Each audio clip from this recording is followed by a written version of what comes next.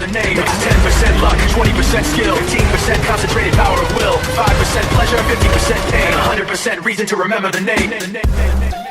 After the Anthony Davis trade, what is next for the Los Angeles Lakers?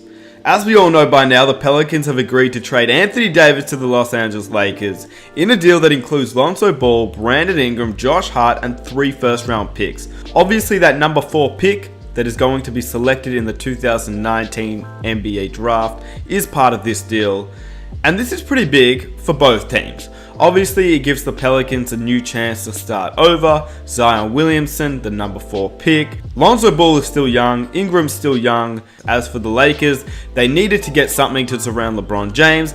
Anthony Davis is, when healthy, a top 5 player in the league, and he's a great pairing to LeBron James. When you think about the trade deadline, it was Lonzo Ball, Ingram, Hart, Kuzma, Zubac, and 3 future first-round picks when Magic Johnson offered that trade and the Pelicans declined.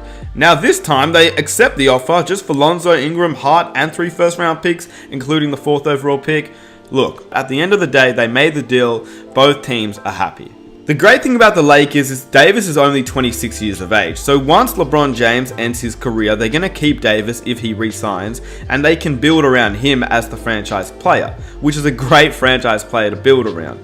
And one thing to keep in mind is, even with LeBron being one of the best, if not the greatest players still in this league today, he is 34 years old, and he will be 35 by the time next season begins. So to keep Kuzma with Davis and still a potential chance to get a young piece in free agency gives the Lakers plenty of room to work with, even at the end of the LeBron James era. For now though, he is still the king of this team and he's still looking to win championships. So we're going to discuss what is next for the Lakers and a little bit about the trade, but I really want to discuss what they should do in this year's free agency, if they should make trades, who they should sign, and looking towards next year as a whole. As for the Pelicans, I'll have a video on them tomorrow, but before I begin the video, I just want to say I really appreciate all your support recently. I'm trying to get out videos as regularly as possible, trying to get back on the grind, almost at 250,000 subscribers, so if you enjoy my channel and you want to leave a like on the video, that would be appreciated.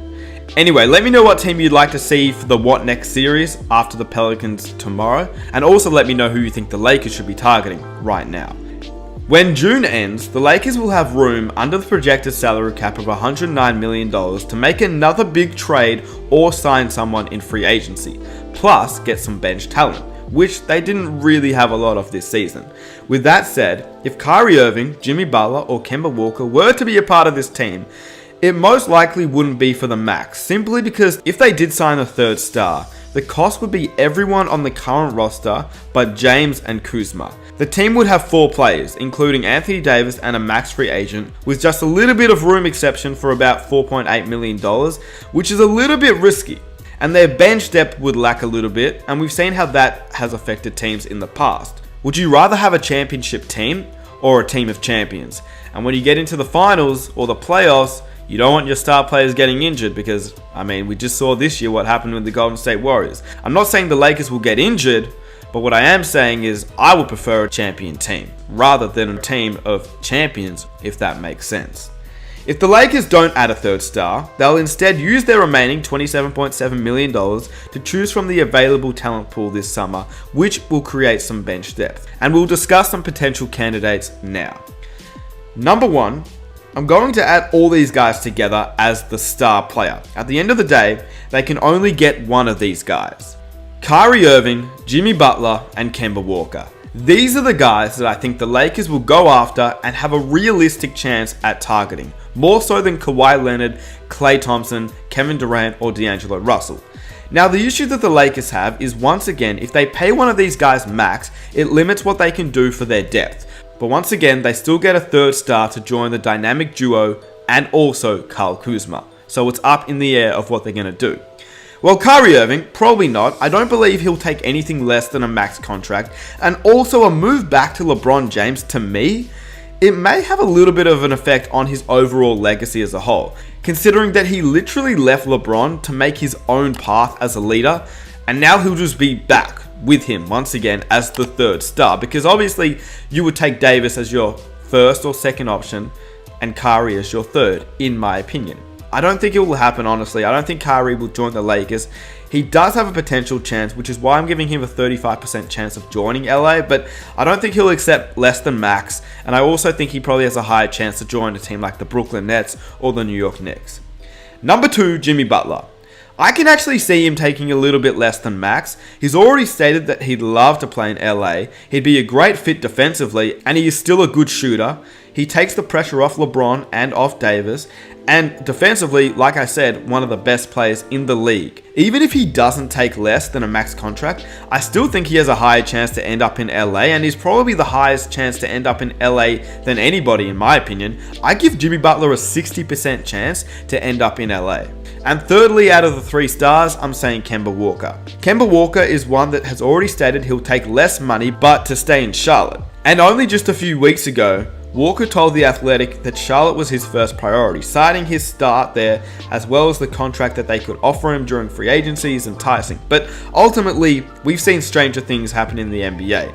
So I wouldn't be surprised if he joined a new team, and I wouldn't be surprised if that was the Lakers. He wants to win, he'd be a great fit in LA. If they don't get Kyrie Irving, a strong possibility, so I give him a 40% chance to join the Lakers.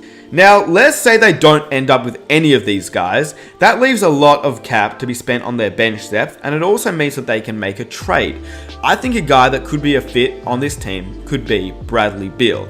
I don't know how they would trade for Bradley Beal, and I don't know when that would be. Maybe halfway through next season, they can see how they're going with Davis and LeBron and Kuzma, and if it's not really working out as well as they'd like, they can trade for that 3rd star, whether that be Bradley Beal, because there is always a 3rd star that is on the trade block at the trade deadline, because players go into a new contract, players don't like their team, players get unhappy, things like that happen. So I guess we'll have to see how the Lakers end up playing, maybe until the trade deadline, and don't be surprised if they trade a player like Kuzma if he's not performing as well for a 3rd star on this team. But once again, if they don't end up with a star player in this year's free agency, they're gonna have to make their bench really, really good. And I think it's an option. A guy that is not a star, but he has been a great player in the past, and is also up in the air of what he'll do next season, is DeAndre Jordan.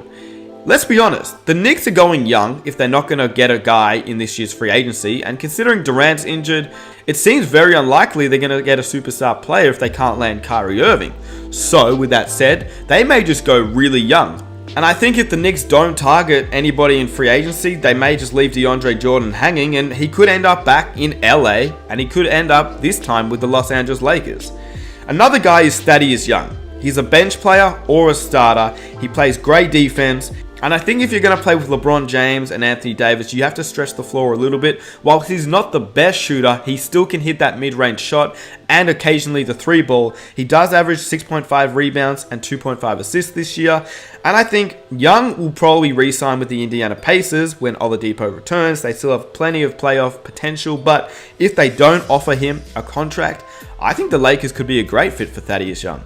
This is another guy that once again has a lot of potential to be a 6-man candidate or a starter, Nikola Mirotic. Now, he was a bit up in the air last year, got traded, ended up with the Bucks, and he really played well with the Bucks. The thing about the Bucks is that they just fell under the luxury tax this season, and they have to pay Malcolm Brogdon, they're going to pay Chris Middleton, who has a player option, and if they don't have enough money to get Mirotic, then they may have to let him walk. He averaged 15 points and 7 rebounds this season, and I think he would be a great fit for the Lakers, especially because he can stretch the floor and hit the 3 ball.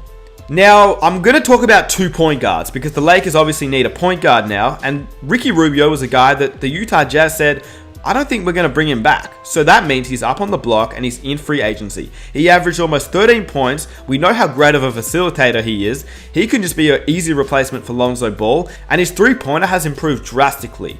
Ricky Rubio could be a great fit for the Lakers, considering he is just a facilitator and he can shoot the 3 now. Another guy, and this is a completely different player, and I don't think he really has a chance to join the Lakers, but I'm going to name him anyway, and this is why. This guy, on the average, 7.6 points, 5 rebounds, and a steal. So you may be thinking those stats are not that great, but 5 rebounds as a point guard, and this guy is a defensive beast. And that's Patrick Beverley. Now, he's a 2-time defensive player. Will he play with the Lakers? Probably not, because the Clippers will want to retain him, considering how they went last year. But the thing about the Clippers, if they end up chasing all those big names, such as Kawhi Leonard, Kevin Durant, they may not be able to bring him back. And if he does end up somehow in free agency, the Lakers could be a perfect choice because he can be a starter or a bench player for the Lakers, and he would be a great fit considering his defense is amazing. Trevor Ariza. Ariza averaged 12.5 points and 5.5 rebounds. Great defense. Trevor Ariza was up and down on teams last year. Traded from Houston, joined the Wizards, joined Phoenix. I think he needs to find a new team, and I think it could be the Los Angeles Lakers, especially off the bench. He'd be a great fit. So those are the guys that I think they could target in this year's free agency. And if the Lakers do give Davis his trade bonus and they can renegotiate his salary to the max, that means then after 6 months they can give him an extension, which in turn can help them out in the future. But right now, at this point in time, which is as I'm making this video, they have a roster with just 5 players. Mo Wagner, Isaac Bonga, Anthony Davis, LeBron James, and Kyle Kuzma. Obviously, with the Lakers having many players leave in this year's free agency and knowing that most of the players last season were just a one-year rental, such as Rondo, Cadwell Pope, Tyson Chandler, JaVale McGee, Lance Stevenson, Reggie Bullock, and others, it's no surprise that this year's free agency will be huge for them, especially trying to get some depth this upcoming season. It almost seems like an NBA 2K roster where you just try and get that star player and then you just fill out your team with other players. That is what this season feels like. Of course, they kept Kyle Kuzma, and he will have to play his role extremely well, number one, so he doesn't get traded, and number two, if the Lakers just want to actually keep him as a third star. He needs to improve and become a better shooter, even better than he is at the moment. I'd say the next step for him to fit with this team is to become a better defender as well. He has to become an all-around better player, but ultimately a defensive player is something he should work on. He needs to shoot better from the three-point range. He shot 30% from last season, but that will have to improve to 35-40%, which can happen because Kuzma definitely has the potential and he's only a second or now third year player in the league. LeBron and Davis own the paint, so Kuzma won't have a lot of time to get the shot off inside the paint, which means he's going to become more of an outside player. With that said, if you guys enjoyed the video, please be sure to subscribe for more. Leave a like if you enjoyed the video. Follow me on Instagram, turn on notifications, and let's see if we can reach 1,000 likes for the next video. That will be on the Pelicans, but let me know what team after. If you enjoyed this video, be sure to check out some of my other videos, and I'll catch you guys there. I am out. Peace.